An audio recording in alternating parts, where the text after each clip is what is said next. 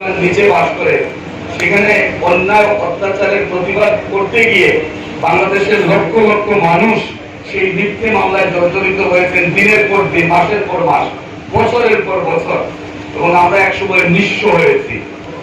এবং সেই দীর্ঘ ১.৫ দশকের ধারাবাহিক আন্দোলনের একটি পর্যায়ে ছাত্র জনতার গণ অভ্যুত্থানের মাধ্যমে, সফল আন্দোলনের মাধ্যমে আমরা আজকের এই বাংলাদেশটি পেয়েছি।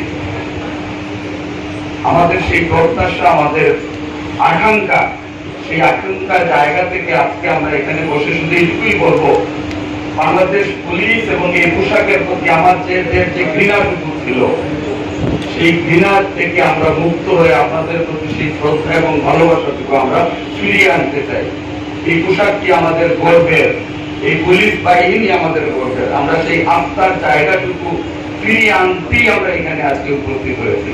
আমরা সেই অভিব্যক্তিটুকু প্রকাশ করার জন্য আজকে আমরা এখানে আপনারা খেয়াল করে দেখেন, এখানে যারা এসেছেন এই মানুষগুলো আপনাদের প্রতি শ্রদ্ধা জানানোর জন্য এখানে এসেছেন।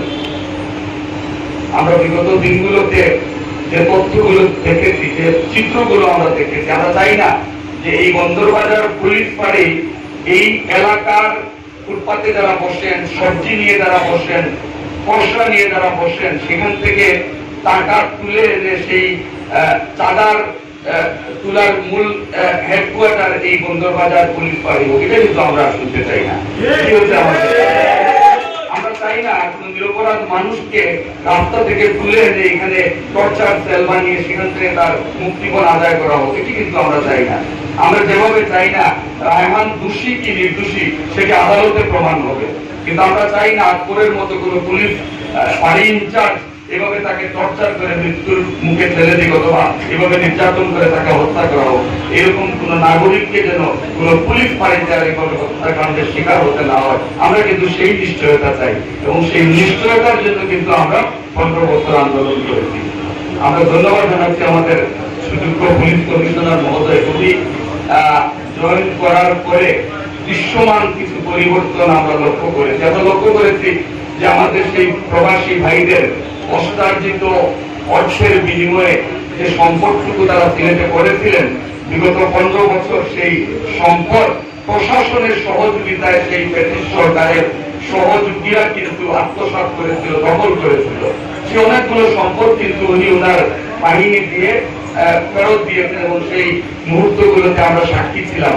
আমরা ওনাকে ধন্যবাদ জানাচ্ছি এবং সেই প্রক্রিয়াগুলো অব্যাহত থাকবে, চলমান থাকবে এবং পরবর্তীতে যিনি ওনার স্থলাভিষিক্ত হবেন উনি সেই প্রক্রিয়াগুলো অব্যাহত রাখবেন, এই আস্থাটুকু মানুষের থাকবে, সেটিও কিন্তু আমরা প্রত্যাশা করি।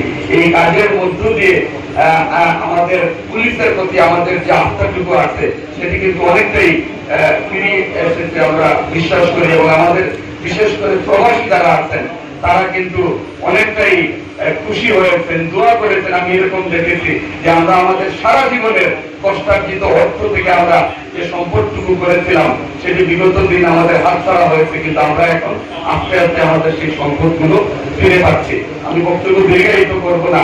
আমরা আমাদের বিগত দিনগুলো যেভাবে কষ্টে কেটেছে, আমরা আগামী ভবিষ্যৎ বিনির্মাণের ক্ষেত্রে সম্মিলিতভাবে আমরা আমাদের সেই বাংলাদেশকে করতে চাই।